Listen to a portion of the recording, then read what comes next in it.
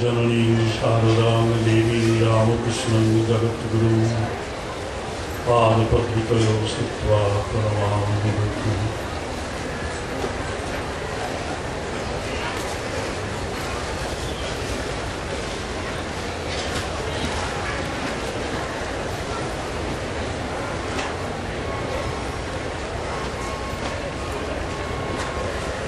Revered President Maharaj of this meeting, Srimad Swami Suparnananda ji, dear brother Parishatmananda ji, in the audience I see two Vice President Maharajas. I offer my respectful pronouns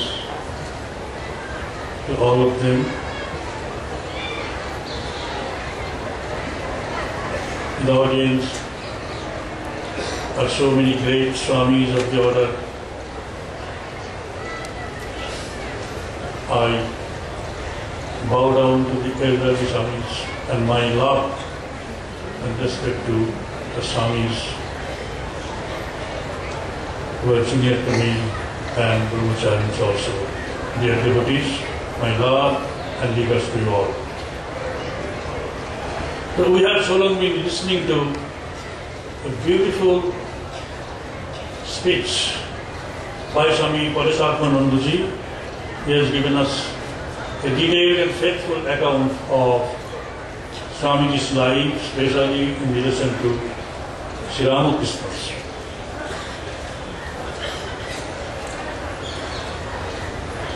This place is holy because Swamiji used to live, because Swamiji's brother's disciples used to live, and Swamiji brought Sri Ramakrishna himself, even in physical form, in some respect, to this place. He is there in the temple. So this holy place evokes a sentiment, and I feel very much privileged to be on this holy spot and speak about Swamiji himself. But you all know, Swamiji did what Sri Ramakrishna asked him to do. And the sadhana of Sri Ramakrishna has become the eloquent message of Swami Vivekananda. If we want to know what Swamiji did and what Sri Ramakrishna did for us, we have to go back to the history a little bit. For 1,000 years, India lived under two imperialistic powers. The Hindus lost their self-confidence, developed a sense of inferiority, and became apologetic about everything connected with their heritage. And these Hindus survived only on the condition that they made no political demands. The country's life turned inward, asserting itself at another level. That's why we get a galaxy of saints like Namudeva, Ramananda, Kabir, Nanak, Tulsidas, Ravidas, Tukaram, Ramdas. They kept the religious life of the country alive. In due course, this became the basis of a future military and political action by Pratap Singh, Shivaji, Guru Govinda Singh, Banda, Bairagi, and so on. Almost always, behind the hero was a saint. The story was illustrated by Ramakrishna Vivekananda again in modern times. Under the Muslim rule, Hindus' temples and great centers of learning were endangered. Under the British rule, the ideological attack continued quite systematically. The British took over the education of the Hindu youth and unleashed the missionary zeal. The purpose was to subvert the culture of the land and to create a loyal base. The aim was to undermine his own faith and reinforce the missionary labor. The schoolmasters used to break the basic in the classrooms, and then the missionary would march in to occupy the citadel. The evangelical Christianity led the attack. It propagated the Hindus were the polytheists, idolatrous, superstitious, priest-reading. The scriptures were obscene.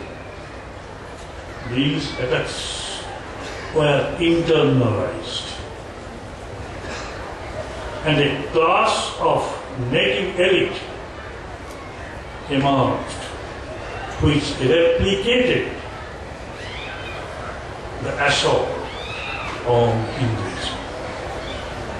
It created a class of so-called reformers who thought that everything connected with Hinduism needed reform and replacement. Some also began reinterpreting the scriptures, holding that those two are revealed scriptures. Teach monotheism because all the Semitic religions are monotheistic. They had also prophets. Curiously enough, you all know, Keshav was regarded as the Christ of the East. They attempted to give Hinduism a Semitic character. So we have polytheism, so many sects under Hinduism. So it has to be interpreted in terms of monotheistic principle of Christianity or Islam or Judaism. And they did it. They started. In the midst of this self-alienation, doubt and imitation, Ramakrishna Vivekananda were born and worked.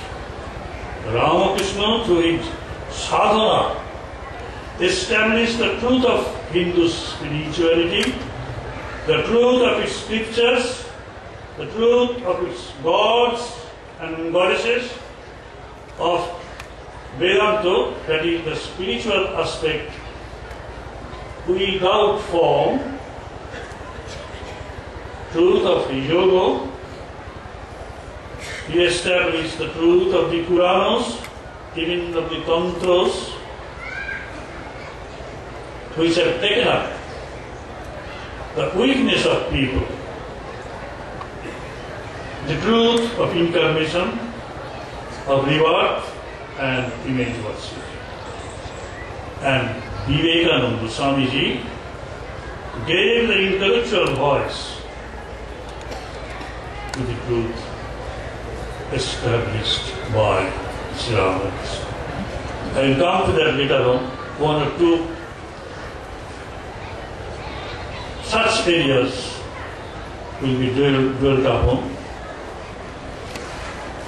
But Swamiji's work has not been associated with politics, and yet it had deep political implication for the country. In the long run, in the short run, it initiated the early revolutionary movement in the country. Once awakened, people cannot be politically kept down for long. So this is an overview of what Sri Ramakrishna and Swamiji did for India, for the whole world. Now I said Swamiji gave intellectual interpretation of Sri Ramakrishna's idea. Sri Ramakrishna told us that famous anecdote that in Nepal there are 4 ghats, people of different religions taking the same water with different names only. But this is nothing but divinity. Sri Ramakrishna wanted to preach divinity in all men and women, not only in men. Because all religions of the world, including the Semitic and also the Hindu sects, they preach religion for men only, not for women. But here for the first time we see Swamiji and Vivekananda, Swamiji and Sri Ramakrishna, they stood for our women for also. So this divinity, it is not the central teaching of Swamiji. It is central to his teachings. In all the pages of his 9 volumes, you will find different explanations of this basic thing. Each soul is potentially divine. And that is what is called Vedanta. No religion on earth except Vedanta developed this idea. And they all remain engaged in truth which is at the lower level. The highest truth has never been the subject matter of such religious sects. That is the beauty of Swamiji and Sri Ramakrishna. That they preach the highest truth to each and every one. And a few years ago, I should say 2 decades ago, when I first seriously read that beautiful letter by Swamiji where he said that Vedanta could be taught even to a boy, I had some misgivings.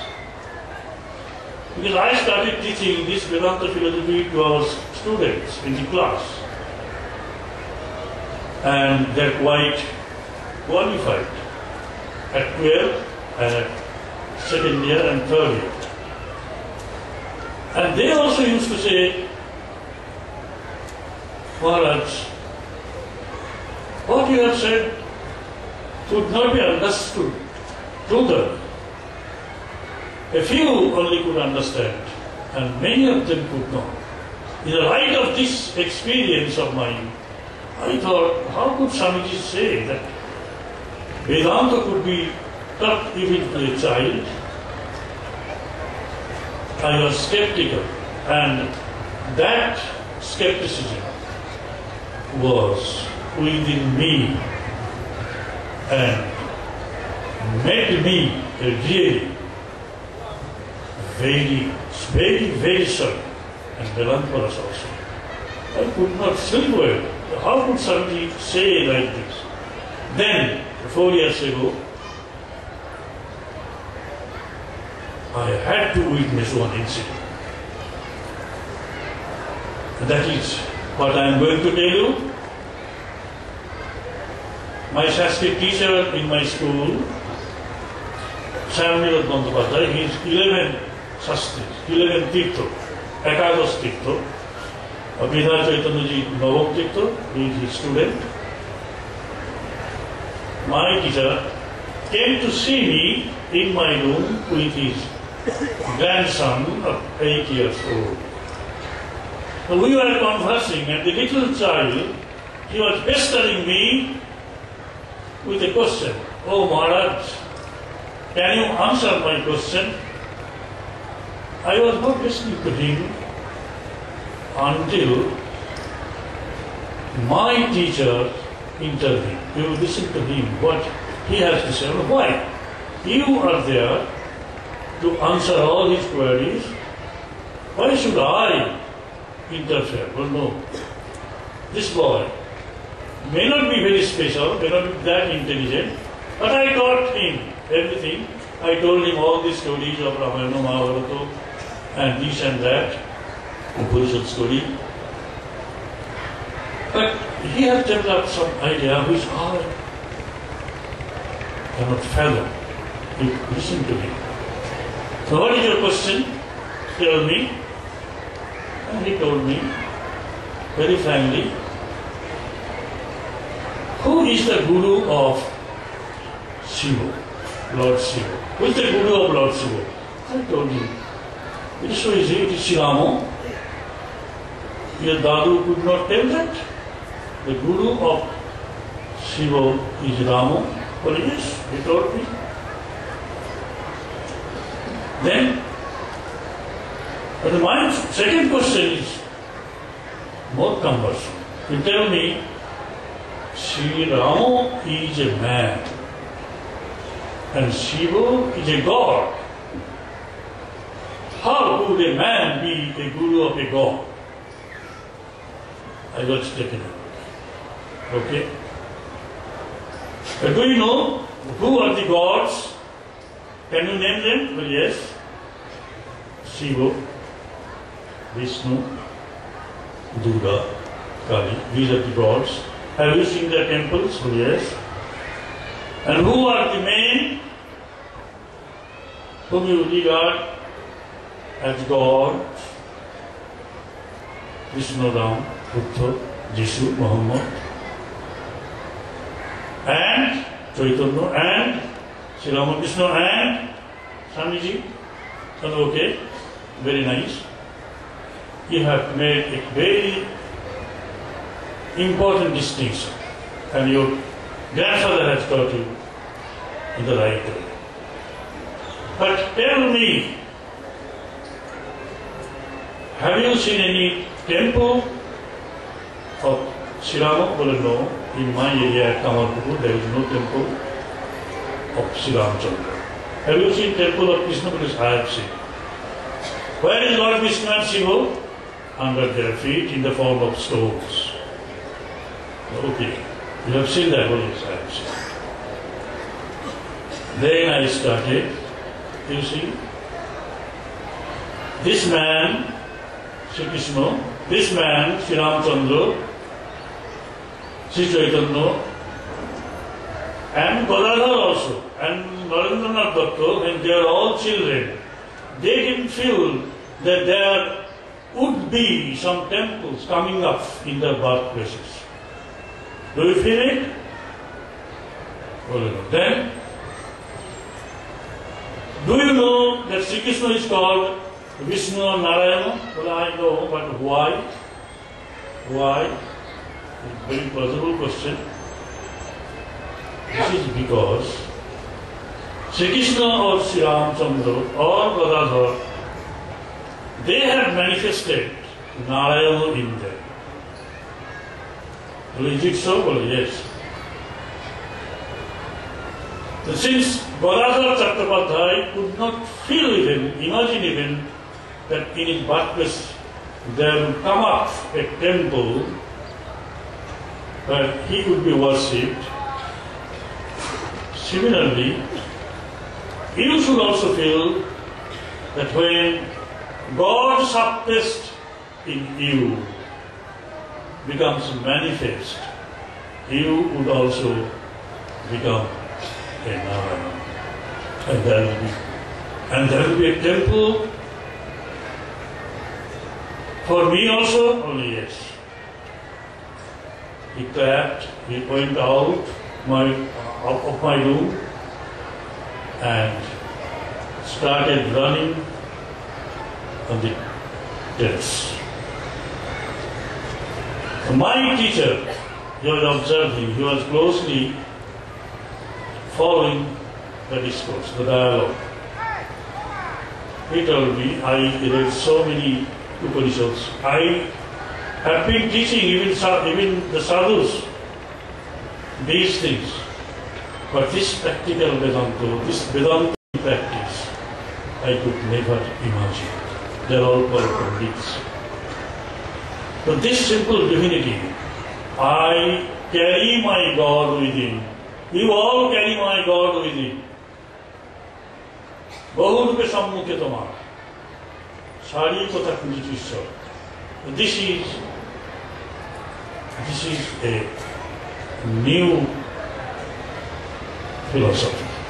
New philosophy in the sense, this philosophy has never been taught.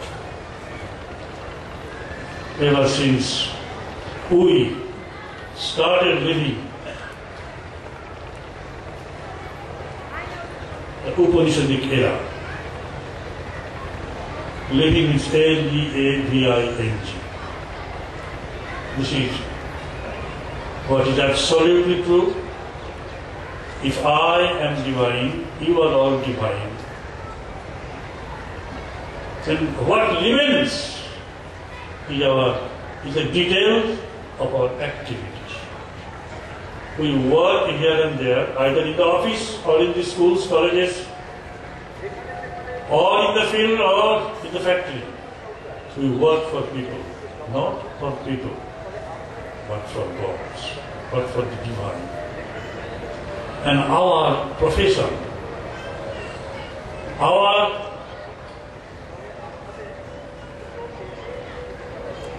activities, our occupation, so to say, can become so important in our own lives. When you read in the Bhagavad Gita, Sakarmana tam abhaccha, you worship that divine through your own activity, through your own action. That means we have to divinize our activity. That is the greatest truth. Why greatest? Because so long, including the Semitic religions, we, even all the sects of Sanatana Dharma, used to feel that man and God, they are two different entities. There are two different realities. Man can never be God. Man can never be a God. And never. Because man is a devotee. Devotee, he will not be perished.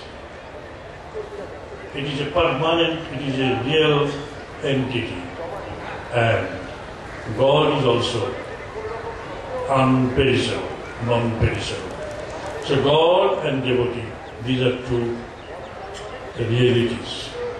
And when you work for God, we do worship. When you work for man, we do work. Work never becomes worship. And that's why Swamiji asked us, is there any God in the world? And these people answered back, no, there is no God in the world. I do not want this God who is not in this world. If God be in Vaikuntha, let there be. Let there he be. I don't need that God. My God is the living God. Everyone is carrying God within. So we are all living temples. We have to worship the divine by being divine. That is a new gospel, divinity of all life. That's how it is. And that has to be preached with much emphasis throughout the world, because in the Semitic religions, as you all know, they developed the idea of sin and sinfulness. If Swamiji, and for that Sri Ramakrishna, has to make any seminal impact in the world thought and culture, it has to see to it that the sin and sinfulness must go. And that's why he single-handed fought there in the US, in the West at large. he fought against this concept of sin and sinfulness. I would request some of you to look into the few pages of Prabuddha Bhagavad, especially the February issue of 1985, where Swami Bhajananandaji had written a beautiful editorial on this particular subject, a very beautiful editorial. He has given us a detailed account of what people all around the world used to feel about the sin and sinfulness. The name of the article is Swami Vivekananda and Moral Ideal, where he has made a very significant distinction between sin and papa. When Swami said, "Ye are the children of divinity, immortal bliss, blessed and eternal. Sinner, it is a sin to call a man so. It is a sin if you call a man sinner." So, his constant denial of sin and sinfulness has provoked even some of the Hindu stalwarts to feel that Swamiji was doing excesses. Why? Because we do have the concept of papam. But you go through that article, you will come to know this papam and that sin, they're quite different. The sin that we see in the Semitic faith is disobedience to God, man and God. Moses and God, they came to a thought that I give you 10 commandments, you have to follow these 10 commandments, or else you will be punished. If there be any lapse on your part to follow these 10 commandments, you will incur sin and there will be eternal damnation. That is the Christian theology. That is the Jewish theology. That is Islamic theology. Once you have committed a sin, there is no way out for you. But in Eastern philosophy, in Sanatana Dharma, papam, this is simply error, this is simply mistake. And this follows from the law of karma. It cannot touch the deepest core of our being, the spirit. And that is why sometimes we see some such statement, Nasibo Brahman Hatta Kari Bhuno, Surapanadi Vinasinari, Esab Patok, Nahavitile, Brahma Padamite Pari. This is from Tantra. This is from the Soptika. But they could not understand the fact involved in it. They used to feel that in Hinduism there is no morality. They used to say seek their depots. But we have to say in the Hindus, because there is no morality, they do all some such things and still they feel that they will have deep spiritual life. They could not feel that this part of this is related to our karma only. That's why Ratnakar, the dacoit, in course of time became Valmiki through deep, rigorous penance.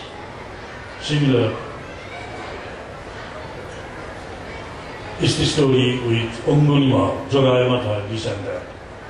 So we are the children of bliss. We are the children of Amritasaputra. We have to remember that. This papam and this sin, these are to be clearly distinguished. There is no breach of contact between God and man if we commit any mistake. Mistakes and errors, they are rectified. And once rectified, they cannot they cannot make you fall to a hell. They cannot bring you to hell. That is it. So this way Swamiji explained to them that man and God, they are no different entities. Man with manliness and God with godliness, with divine entity, with divine nature, they are not inseparable. We do not know when man would become a God. Rabindranath Tagore also wrote a very beautiful poem. Manus churnilo jabe nijo marto sima takhon debe na dekha devata amar mahima. When man can break the barrier of human limitations, can't there be seen the glory of the divine? Obviously. That is why Swamiji says, even a single man can become a God. Everyone has the possibility of becoming God.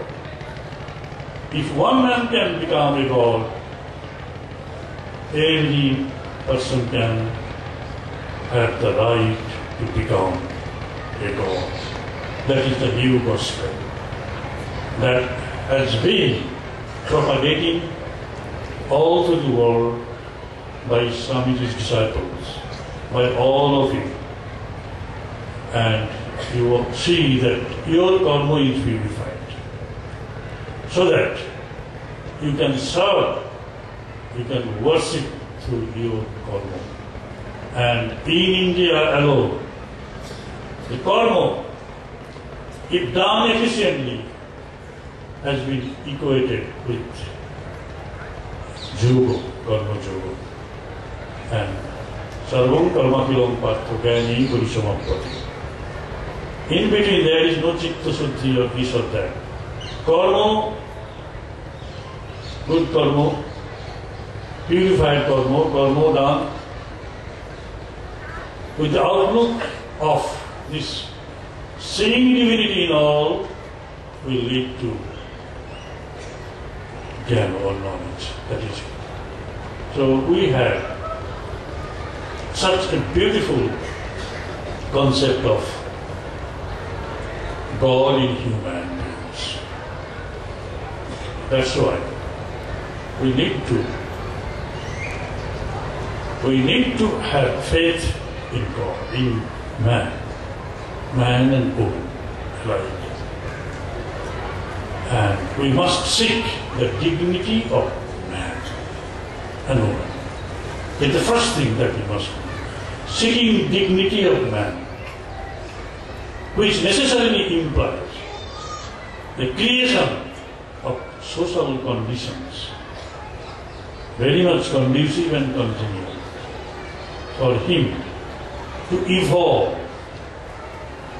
according to his own capacity and temperament. That is the task. It is not enough to see or to feel that you are God, you are a God, I am a God. We have to do this job, create a social environment and seek a harmony between our individual goals and the social responsibility. Not in a very makeshift way, but within the framework of moral and spiritual environment. That is the goal. And that done, we will see that we become one with all becoming one. All coming to me, all in me, I in all. That is the high school that would have to be attained in this very life. This is what Swamiji has taught to us. This divinity, in favor of divinity and against sin and sinfulness. This is what is central to Swamiji's teaching, and this is what Sri Ramakrishna taught us. What we have uttered the name of God, how can we become papi? How can we become how can we become sinners? It is really a sin to feel that we are all sinners. So with these few observations, I end my